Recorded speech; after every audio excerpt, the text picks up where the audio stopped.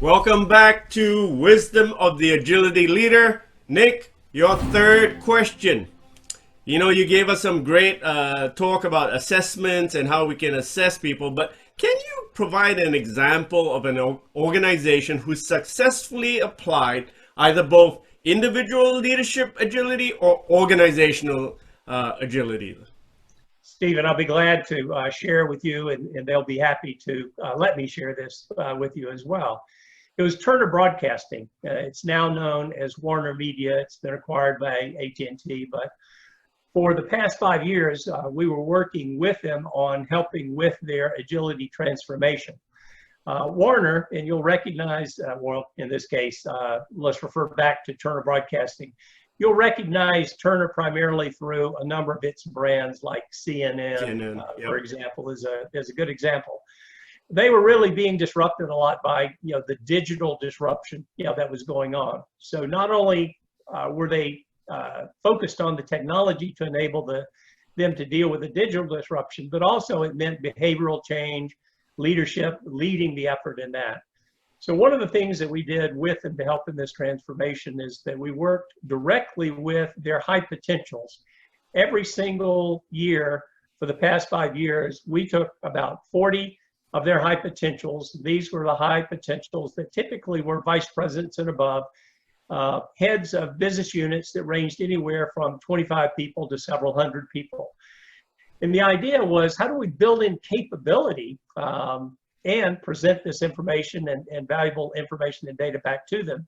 So we equipped internally, we actually certified internal coaches to be able to interpret our 360-degree leadership agility assessment.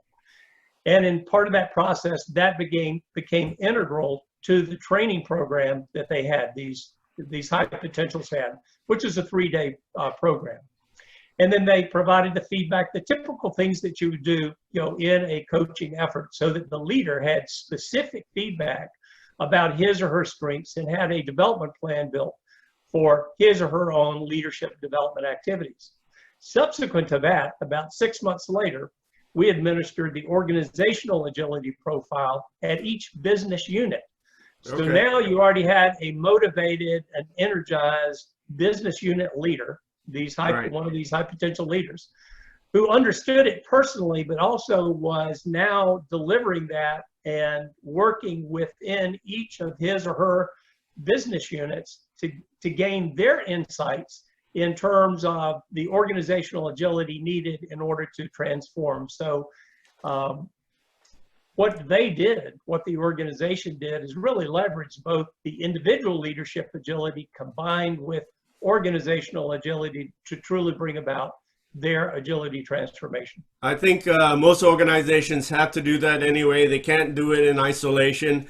It won't be as effective. So, exactly. Ladies and gentlemen, I think you have just heard from the agility leader, Dr. Nicholas Horney, and thank you very much for being on our series and sharing how we need to be more agile in these times of ours. Thank you very much, Nick. Thank you, Stephen. I appreciate it.